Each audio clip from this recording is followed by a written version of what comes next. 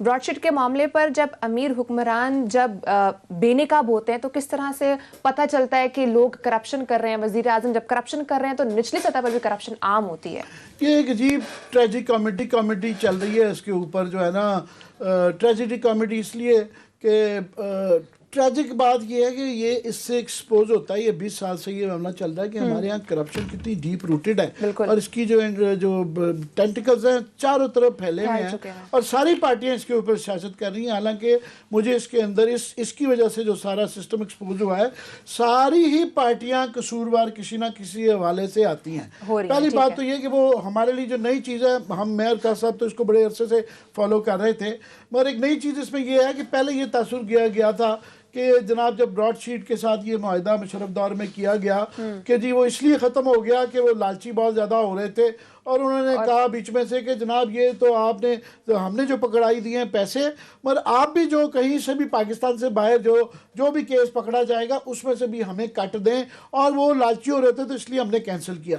तो नई चीज़ ये है कि वो ये कह रहे हैं कि नहीं जनाब इसलिए नहीं हुआ था, और वो इसलिए हुआ था कि मुशर्रफ साहब ने अपने 200 बंदों की लिस्ट दी थी और इन्होंने फिर जो इनके मंजूर नज़र हो गए थे ख़ास तौर पे लोगों को एक्चुअली वो भूल भी गए हैं पैट्रियट जो थे जिनके केसेस ख़त्म हो गए थे, जैसा कि फैसल साहब जो है क्या नाम जी जंग वाले जो है अपने फैसल साले या जैसा कि शेर पाओ जैसा कि बेताशा उस ज़माने के कैरेक्टर्स थे जिनको निकाला गया।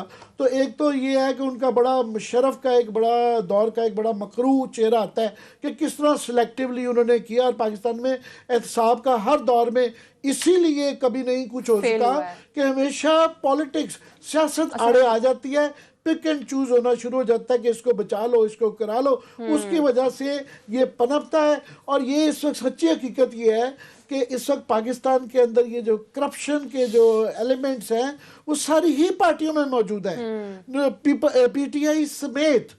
सो इसका जो आपको करना पड़ेगा ये पिक एंड चूज वाला मामला जब तक नहीं करेंगे कुछ नहीं हो सकेगा। तो मुशर्रफ दौर का बिल्कुल वो हो जाता है कि उन्होंने कैसे ये गान डालना शुरू किया। उसके बाद पीपल्स पार्टी का तो है ही ज़्यादातर स्कैंडल उनके हैं, और फिर उसके अंदर कमाल एक कैरेक्टर जो भूल गया लोगों को वो है मदाम लिया लोधी का।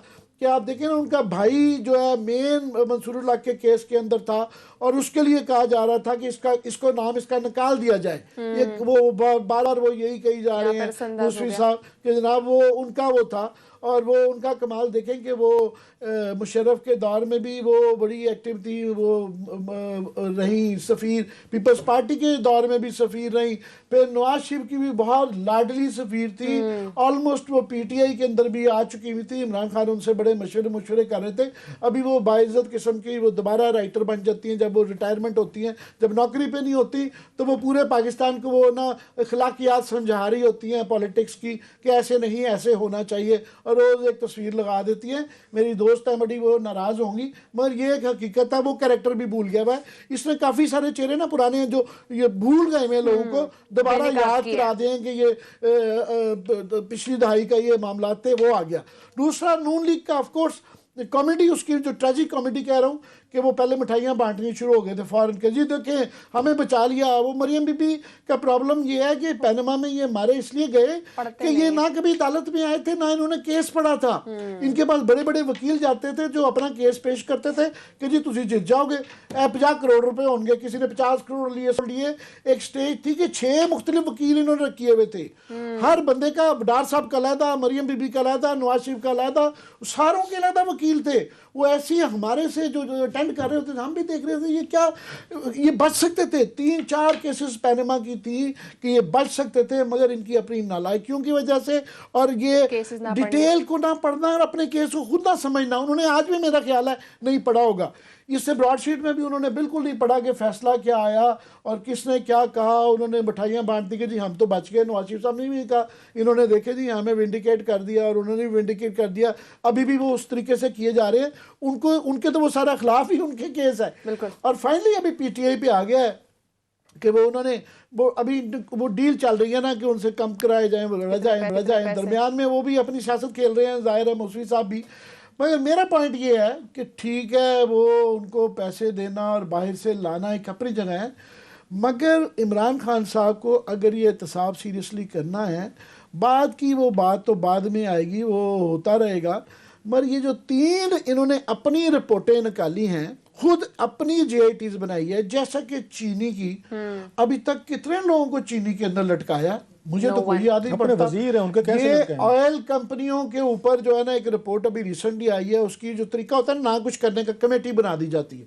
हालांकि बड़े मुतबर नाम है उसके अंदर, शीरी मजारी है, शफकत महमूद है, असद साहब है, मगर हम इंतजार कर रहे हैं और पता नहीं है कितना इंतजार होगा कि उसके अंदर सीधा सीधा हम तेरा इंतजार करेंगे, जज क्या साहब मतलब? ने उसके अंदर जो रिपोर्ट के अंदर उन्होंने पिन पॉइंट किया है, स्पेसिफाई किया है कि ये जो वजीर हैं और ये सेक्रेटरी हैं, इनको तो फौरी तौर पे निकाल दें, क्योंकि ये वजह रहे हुए हैं, ये डायरेक्टली इनका कसूर है, इनको तो फौरन फारिग करें।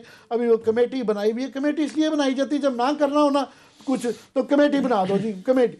उसके बाद जनाब वो ये IPPs वाला है, अब रोज वो उसकी मेरा शायद हम भी 2-3 दिन से कर रहे हैं कि IPPs की वो जो तसल्ली और खबर दी गई कि जो IPPs का मसला पॉजिटिवली छपवाई गई, हल हो गया और उससे बिजली सस्ती हो जाएगी, और इस गवर्नमेंट का एक अजीब कारनामा।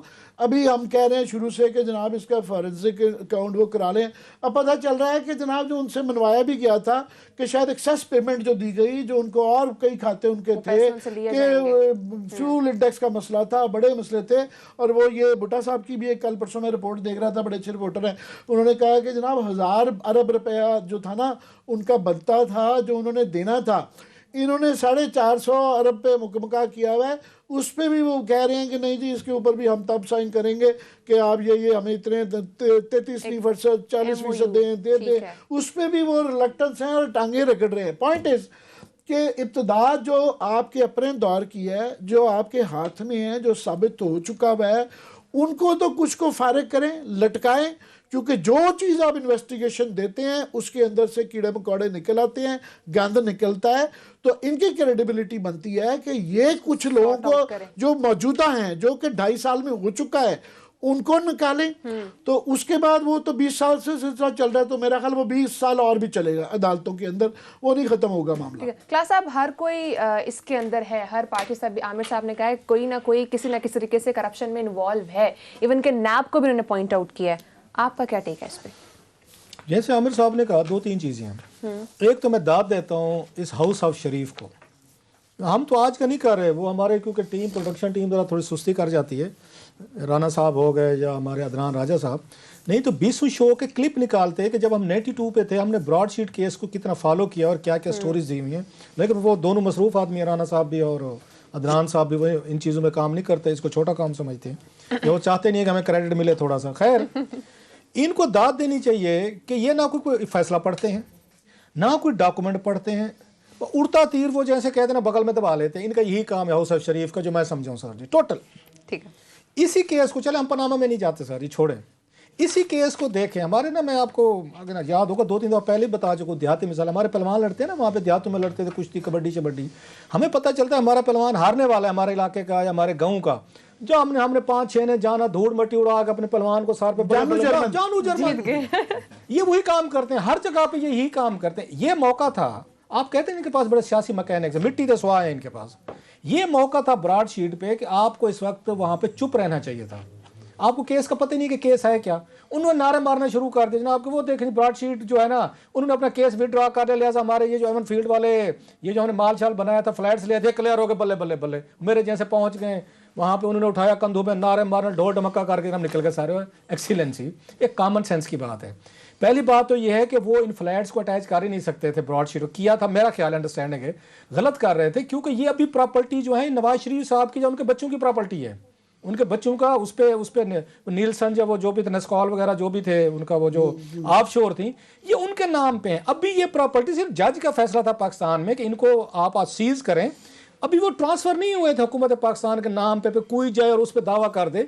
सो ये आपके सामने नजर आने वाली बात थी कि वो अभी ट्रांसफर जो है उसकी मलकियत हाउस ऑफ शरीफ के लोगों के नाम पे है, हुकूमत पाकिस्तान के नाम पे नहीं है। ब्रॉडशीट का केस की ये आके नवाज शरीफ के खिलाफ नहीं था, या जो आपका फैसला है तो वो हुकूमत पाकिस्तान के खिलाफ था। लिहाजा हुकूमत पाकिस्तान की उन्होंने प्रॉपर्टीज पे कब्जे करने, आपके फ्लैट्स अभी हुकूमत पाकिस्तान की वो प्रॉपर्टी नहीं है। सो आप तो चुप करके बैठते कि भाई सब नजर यहाँ से ये टल गई बला हमारे से। एक दूसरा, जब उन्होंने उनको पैसे मिल गए, $28 मिलियन पेमेंट हो गई, हुकूमत पाकिस्तान ने कर दिया जिसने, उसके बाद वो पागल के बच्चे हैं कि $28 मिलियन लेने के बाद वो फिर भी कहते नहीं जी ये हमें फ्लाइट्स दें। भाई उन्होंने अदालत में ये बताया था कि ना अगर उन्होंने अटैच किए भी थे, जो कि गलत था, मैं नहीं समझता कि अगर मुझसे पूछे मेरी अंडरस्टैंडिंग ये है कि नहीं कर सकते थे अटैच, जब तक वो हुकूमत पाकिस्तान के नाम पे वो ट्रांसफर ना होते लीगली। चलो आपने कर दिया, अब कहते नहीं नहीं, बच्चे की तरह जिद कर देते नहीं नहीं हमने ये फ्लाइट भी लेने साथ में, ये टॉफी के तौर पर ये भी हमें दें, $28 मिलियन भी दें। तो उन्होंने अदालत को ये बताना था हमें पैसे मिल गए हैं, लिहाजा अब हमें इसको परसूव करने की जरूरत नहीं। इन्होंने बल्ले बल्ले बल्ले, और वो इन्होंने अपने ऊपर हिट ली, किसी को नहीं पता था ब्रॉड शीट से कोई इनका तल्लुक भी है या नहीं है। उन्होंने कहा नहीं आप हमें इसमें ज़रूर इसमें डिस्कशन करें। एक तो चीज़, अब जरा आता हूँ इमरान खान साहब पे। उस पर इमरान खान साहब जिसको NRO दे दें वो पाक है, वो हलाल है, जिसको जो चाहे, मतलब पंजाब के सबसे बड़े डाकू चौधरी परवेज इलाही को गले लगा ले, वहां ब्लैकमेल, इनके अपने बकौल अपना खुद का, मैं थोड़ा मेरी जुर्रत है, मैं चौधरी क्लिप मौजूद है, मैं थोड़ा कह सकता हूँ चौधरी परवेज इलाही साहब को कि आप पंजाब के सबसे बड़े डाकू हैं। मेरी मजाल, मेरी जुर्रत है पंजाब के चौधरियों को, जट्टों को मैं कहूँ। ये तो इमरान खान जैसा एक दबंग आदमी कह सकते हैं ना, वो brave and beautiful and bold जो कहते हैं सारा, वो कर सकते हैं। मेरी क्या मजाल है कि चौधरियों को मैं पंजाब का सबसे बड़ा डाकू कहूँ। खैर, आपने पंजाब के सबसे बड़े डाकू जो थे उनके हाथों ब्लैकमेल भी हो जाते हैं, चले जाते हैं उनके घर पे, लेकिन मच्छ वाले मामले पे आप ब्लैकमेल नहीं होते, ये ध्यान में रखें। अब ये चीज़ यहाँ पे ये बचा रहे हैं, जो ये शहजाद अकबर साहब भी बचा रहे हैं और इमरान खान साहब भी बचा रहे हैं, वो है जनरल परवेज मुशर्रफ का रोल इसमें। ये जितना डिबेकल हुआ है ना आपका $28 मिलियन का, ये सारा इसका कोई अगर बेनिफिशियरी, तो मैं नहीं कहूँ आर्किटेक्ट, अगर आर्किटेक्ट है कोई इसका, अगर कोई एक बंदा मुझे पिक करना हो ना कि इस पूरे जो इन्होंने कमेटी अभी बनाई है, कल बनाई है कैबिनेट में, कि लुक इनटू इट के इसमें कौन कौन से लोग शामिल हैं। अब उसमें शफकत महमूद साहब इनको ढूंढ के देंगे, जो खुद जनाब मुशर्रफ साहब के वजीर थे, वो ढूंढ के देंगे, इनका ख्याल है। या मेरे दोस्त, मैं नाम ले लेता हूँ, फवाद चौधरी साहब को भी सुना नाम है, वो तो खुद सबसे बड़े जनाब मुशर्रफ साहब के स्पोक्स पर्सन रहे हैं, तो फवाद चौधरी साहब ढूंढ के देंगे नहीं जी कि ये इसमें देखें कि इसमें ना जनाब मुशर्रफ का आता। लोग पूछेंगे जनाब मुशर्रफ का कैसे, जब जनरल मुशर्रफ साहब ने एक NRO दिया था जो इमरान खान साहब कहते हैं, और जो आज वहाँ पे शहजाद अकबर साहब, उनका नाम नहीं लेते, शहजाद अकबर उनका नाम नहीं लेते, क्योंकि पता पिंडी बॉयज नाराज हो जाएंगे, हमारे जनरल का नाम नहीं लेना, बाकी पे या थोप ही जाओ, बाकी जो आप उसमें ठोक सकते हो सबको ठोक दो, जो भी आप कर सकते हो, लेकिन हमारे जनरल का नाम नहीं लेना। जनरल मुशर्रफ का नाम किसी की जबान से नहीं निकलेगा, ना इमरान खान की जबान से निकलेगा। इतना कहेंगे NRO दिया था, ये नहीं बताएंगे NRO उन्होंने कैसा दिया था। उन्होंने जनाब यहाँ पे इनको जब आके 2000 में डील हुई थी इनकी, जब ये बैस सऊदी अरेबिया गए थे, उस वक्त तक ये कंपनी के साथ मुआहदा हो चुका, तो 5 महीने 4 महीने पहले मुआहदा किया था इन्होंने ब्रॉड शीट से। इन्होंने जून जुलाई में मुआहदे किए ब्रॉड शीट के साथ 2000 में, और उनको दिसंबर में आपने उसको नवाज शरीफ साहब को निकाल दिया यहाँ से।